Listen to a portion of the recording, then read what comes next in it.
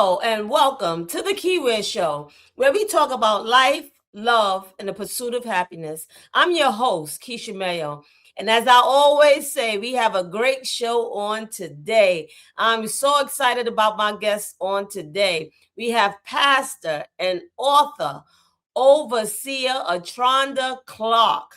Welcome to the show, Overseer Clark. It's such an honor having you on today. Please introduce yourself to my viewers.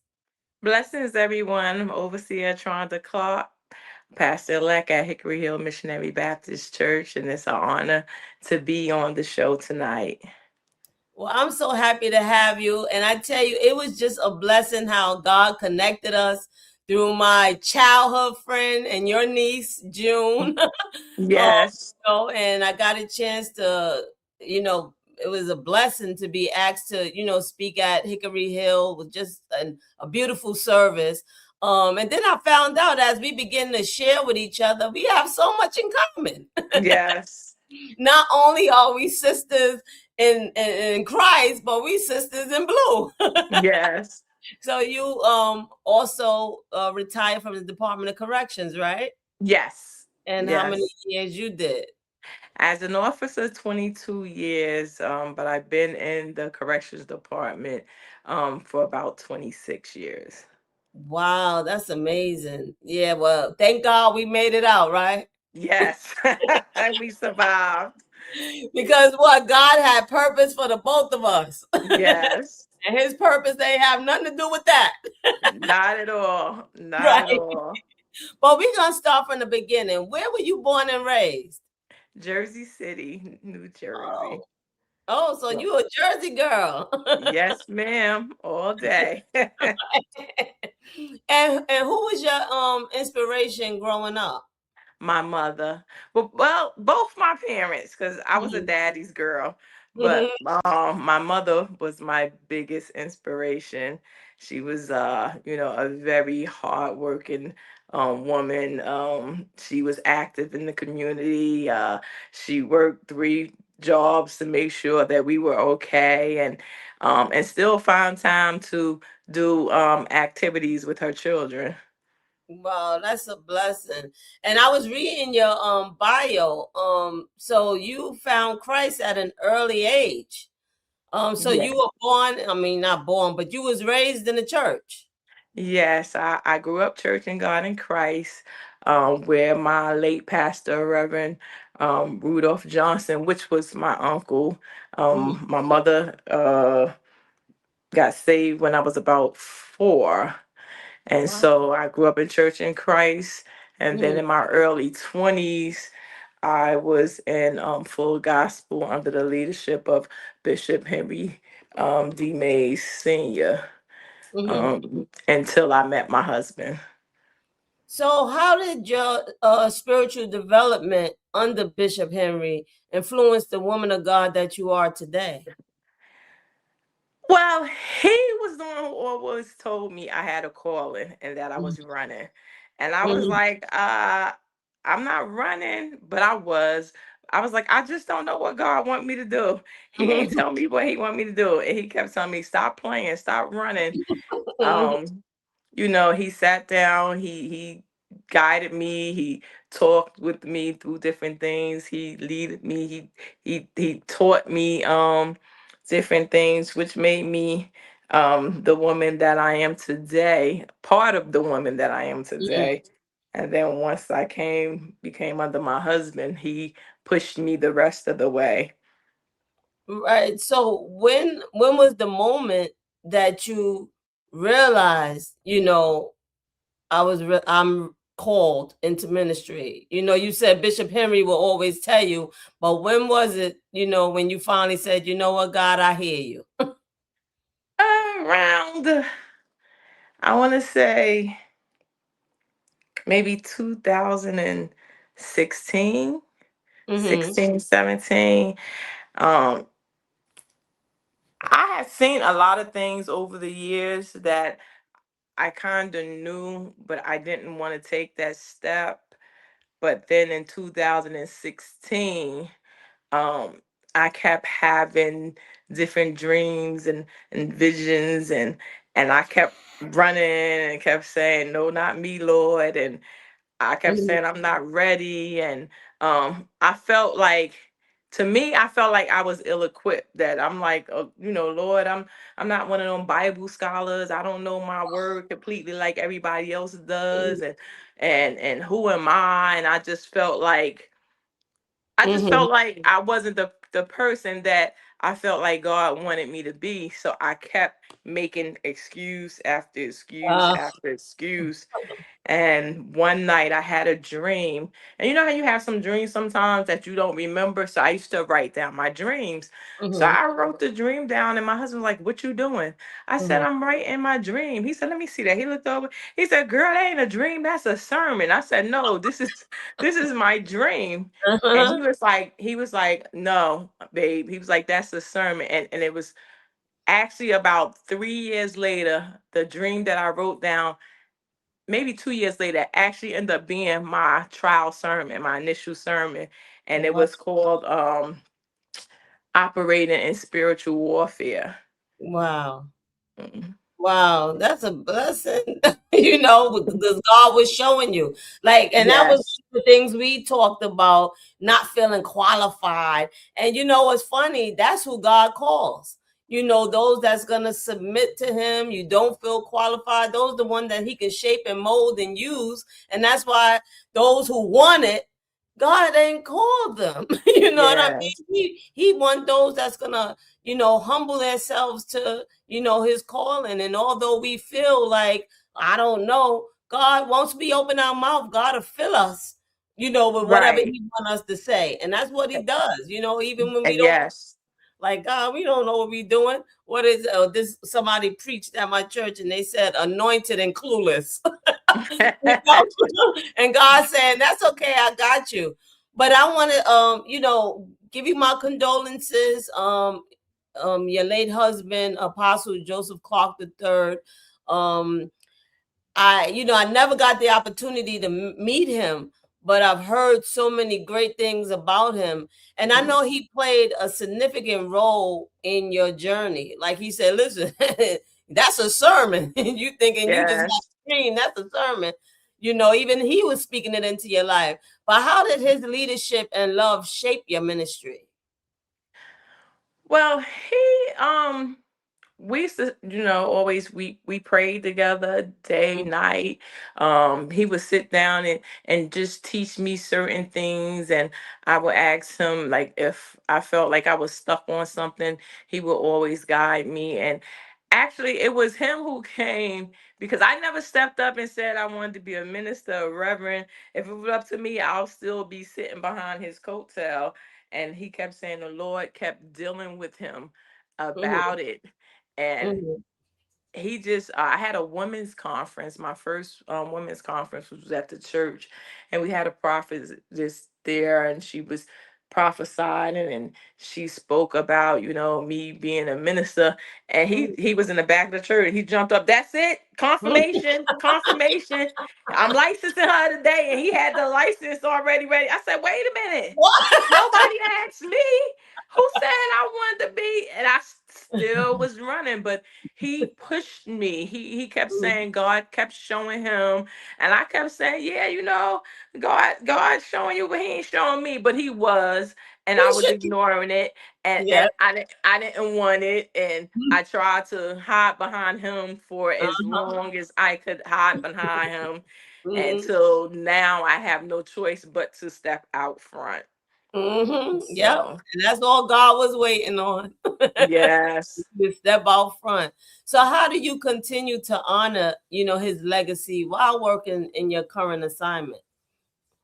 Well, I continue to carry on the torch that he um taught and led us, because I would say maybe 3 years before he passed, I believe God had showed him something then, because he started putting things in order as far as in the church and the ministry and even with me. And he kept telling us, "Listen, I don't know how much longer I'm going to be here." He was like, "But y'all need to get what I'm giving you now before I'm going." And all of us was like, "Okay, whatever." Mhm. So when he passed, as difficult as it was, it was easy for me to continue moving forward, because many people don't know the last 2 years what I'm actually doing now in the church is what I was doing the last 2 years, but behind the scene, because my husband Mm, had took ill, he was still preaching, but I pretty much was running the church, you know, on the mm, back end. So now that he's no longer here, I'm still doing what I was doing, but now I'm just out front. mm-hmm. Oh, okay. So So now, so I know you're the executive pastor now, right? yes. So you're the executive pastor now. So what has been like your greatest challenges? Because I know it's like you step, like you said, you was doing already doing the work, but now that you can't hide anymore, what has been like the greatest challenge now that you're actually running the church? Being without him has been my greatest challenge, Mm, because again, like I said, everything that I'm doing now is already what I was already doing. So there's nothing different. It's just that I'm out in the forefront now. mm, But my greatest challenge is walking in the church mm, Sunday after Sunday, knowing that he's used to normally be by my side, mm, or to look over when I'm ministering and see him sitting in the chair next to me, and mm, he's no longer there. I think that is one of my biggest and greatest challenge. Other than that, I just pray every day that God lead me. I always tell God, you lead, guide, shape me. You mold me into the woman of God that you want me to be. I always ask him to order my steps, mhm. guide me, make Hickory Hill the church that he wants it to be Right. in Uh-huh. these last and evil days. Not what I wanted to be, not what the people want to be, but what he wants it to be. And God pretty much has been doing it for me. I mean, Mhm. since we a lot of things have changed since he passed, and we see a lot of progress, and you know we're just moving forward. And like my congregation, they're so beautiful, and they've been nothing but a great support. And you know how like some churches, when the pastor died, there's Yeah, bickering among. I yeah. didn't have any of that. They cried with me, they prayed with me, they held my hand if needed, and Mhm. we just worked together as a team and as a family. So the biggest challenge is him not being there. Right. And God was already preparing you, you know. Yeah. Yeah, he was already preparing you, so he knew what you was gonna step into. And like you said, you asked him, God, show me, teach me. I want this church to be all about you, whatever you want. Yes. Your will Yes. be done, and he's gonna honor that. For Yes. one, you honored your husband, and you still to this day still honoring him. I believe Yes. you just had an event The in Jersey in his honor, so you still honoring the man of God that he was. And so yes. I can't do anything but bless you. And I'm in your corner. I'm praying for you too, for your strength, because Thank I you. imagine that it gets hard. Yes. I had a spouse, he didn't pass, but I had a spouse, so Right. Right. it's just losing something, can be Hmm. very hurtful. So I'm here if you ever need me, even to Thank you. pray, you pray, whatever it is. You have my number. But I wanted to mention, well, ask you, because I know in your bio I read that you're also an overseer. So for those who don't know, so you have churches under you. Well, my husband had started maybe 3 years before he passed, All Faith International Worship Center, and Mhm. his goal was to have an establishment in Jersey and North Carolina. So Mhm. I'm actually the overseer of All Faith International Assemblies, Mhm. which is the organization of which he has his church under. And we have a few people that is under the organization. Mhm. So that is how I became overseer. Mhm. Although I Mhm. didn't want that title either. I, I kept telling my husband, like, I don't need a title. So, Mhm. of course, I went. Let me find out what this overseer is about. Let me look up what my duties and my position is, because I'm like, it's such to me, it was like such this big title. I was like, I don't know if I'm able to fulfill this. But when I went and I read and I looked, it was already what I was doing. But Wow. even then, I still didn't want the title. I used to ask my husband, can I give it back? No, you cannot. I was like, but I don't need the title. I was like, I'll just do the work, but I don't need the title. He was like, no. So he was like, God told me to give it to you and you can't give it back. I was like, and I'm sitting there pouting like a big baby, like, okay. Can't give it back. You got to do it. Yeah. And God, listen, he allowed you to retire. You got more than enough time. But let's talk about your book, which I have a copy of, Grace Under Pressure, Finding Strength and Hope When Faced with Heartbreak. Um, Yes. so what inspired you to write the book? My husband passed, and Mhm. Grace Under Pressure and his life after losing a spouse is my first book, but it actually would have been my second. I was actually writing a book before my husband passed, but I had put it aside, and said I will pick it up later because I was grieving.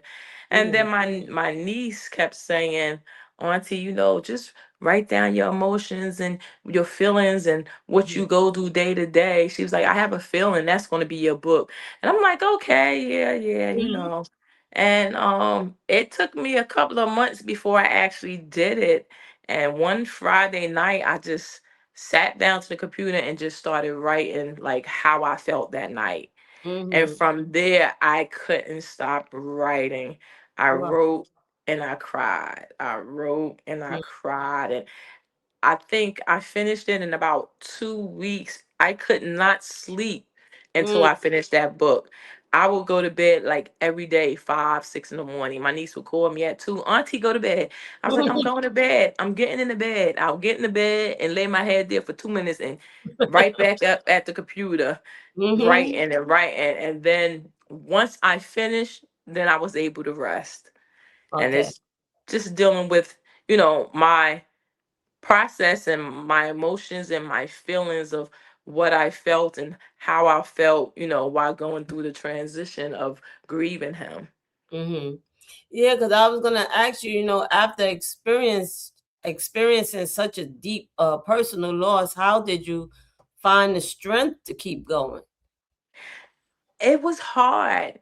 I've lost my parents, I lost two siblings, and I cried, but I kept telling people like I never knew I would grieve like this. Like this is just totally different than every other. And like I said, I lost my mother just 2 years before my husband. He actually helped me take care of her until she passed. But when he passed, I went into such a deep depression, Mm. and people don't see it because I was walking outside smiling daily, Oh yeah. still preaching. And when I got home, I was crying and sad and depressed. And that one moment, and I actually wrote that in my book, I was laying on a couch because I didn't even want to sleep in the bed no more because he wasn't next to me. And I Mhm. was laying on the couch, and I had went into like such a deep state of depression and sleep that I don't know how many hours I slept, and it was like I was just sinking. And I heard a bang at my door, and I was like, and I heard my husband's voice clear as day. It was like, Chonda. And I jumped up and I'm looking, I'm like, I'm up, babe. Okay, okay. And that shook me out of it. Mm. And after that, I just kept moving and Mhm. pushing. So, Yeah, yeah. because what I found is, we grew up on people having discernment. And I don't care how much you smile, somebody gonna pick it up and say, "Okay, baby, what's going on? You tell me." You don't know, I'm fine. No, no, tell. It's like that word done went out the window. Nobody sees nothing. They so worried about the smile on your face, the clothes you wear. You look happy. You look fine. You look like you got it all. But they don't know what you go home to. you And know, and that's and the that's problem. the sad part. You wish, people had discernment today. Even I look at them, the mothers of the old time, my grandmother, them powerful mothers that, I mean, they prayed you through. It's like all of that seemed to be lost. All Yes. the mothers went home. you And know, God that's called the them home. truth. Hmm. Yes. Yes. And I'm not saying that there aren't any in Right. today's date, but it's so rare and hard to find that Yeah. when you're looking for it, you like, I don't even know who I can go to. Right. And Right. it's like because everything now in church is all about the theatrics and Hmm. and things of that nature is we need to go back to some of the old time ways. Yes. um The old time ways that brought us through. yes. Man, Yeah. yeah. But what would you say to someone who's struggling with heartbreak and loss right now? How would you encourage them? I would tell them to take their time because people seem to think grievance has a time limit. There's no time limit, and everyone is different. Every person experience is different, but I would tell them take their time. It's okay to cry. Mhm. Crying is healing.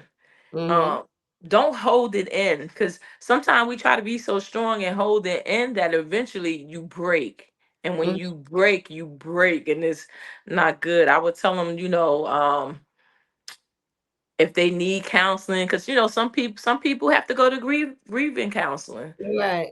If you need it, get it.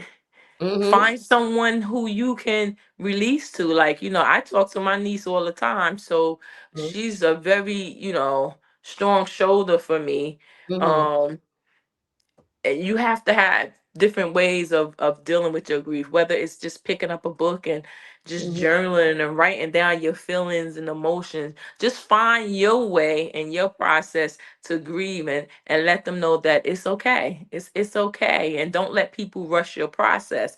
And also to know that God is always with you in that process, no Right. matter how hard you grieve. Because I know if it wasn't for God, I wouldn't even be Mhm. halfway where I am. I'd probably be still stuck in Mhm. those moments. But and reading your word, reading Mhm. your word, read, reading your word, praying, Mhm. talking to God, all these things has helped me through this process and just Right. taking my time. And the days that I have moments, I let my moments flow. I don't block them, you Right. know.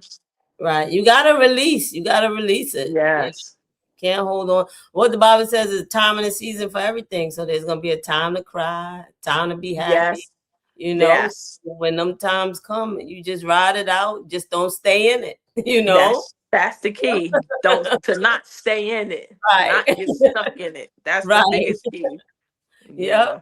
So when is the installation? April 26th. Oh, I didn't know. Okay, Yeah. that's a Saturday. It's a Sunday. Oh, Sunday the Sunday. afternoon. Okay, Mhm. I'll let you know. Yes. That's awesome. That is so awesome. Thank And, you. and so I know you earned your associate's degree. What did you earn your degree in? Well, back then it was called legal, like legal assistance, almost like paralegal. But Mm-hmm. because I went to Hudson County Community College, Mm-hmm. so when I was taking up the course, it was just legal assistant is Mm-hmm. what they called it. So that's what I earned my associate's degree in. It's almost like I said, it's like when you go in for paralegal, it's the same course. It's just back then they called it legal assistant. Oh, okay. And I know you're pursuing your bachelor's now, right?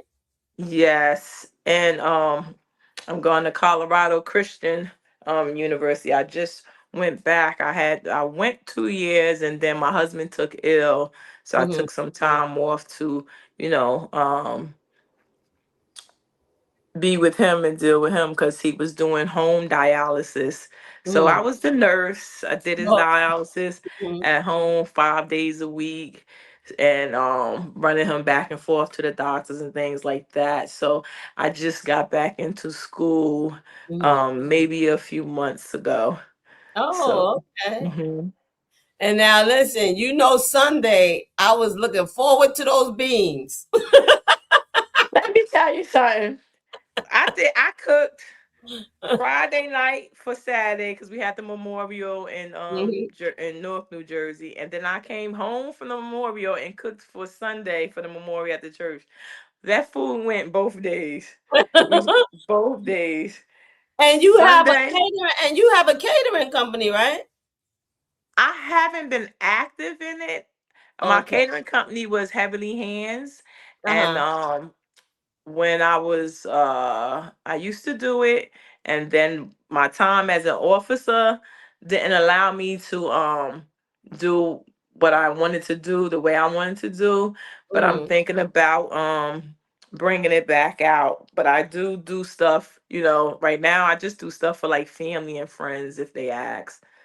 Oh, okay. Now, Mhm. what mark do you want to make in life? That's a good question. That's a tough question. um Oh, that's a very tough question. I know now I want to work with women. You see, I have my women's group, Women in Mhm. Courage. And I just want to help encourage, women. And I get that from my mother, seeing her help other women and stuff, whether it's through domestic violence situation, whether it just their need assistance or help. So I would just like to work, like I said, and I would like to work with young adults, young Mhm. women, who have who are going through different things in different situations. And the mark I would like to leave, I would just like my children to be able to look up to me like I did with my parents. And My but I'm not worried about everyone else. mhm. I'm worried about leaving a legacy Oh, for my children and my grandchildren. And amen. the most of all is pleasing God, but it's pleasing in His sight. Whatever the Lord tells me to do, wherever He lead me, Right. that's the mark I would like to leave, to be pleasing Well, in God's sight. this has been an awesome interview. Thank you so much, Overseer Clark, for being my very special guest. And I want to thank my audience for tuning in to another week of the Keiwear Show. You can follow me on all social media platforms and on the internet. I'll also have my guest, Overseer ATRONDA Clark's information listed in the credits, where you'll be able to find her book and reach out to her. Listen, Keiwear is the key to knowledge. God bless.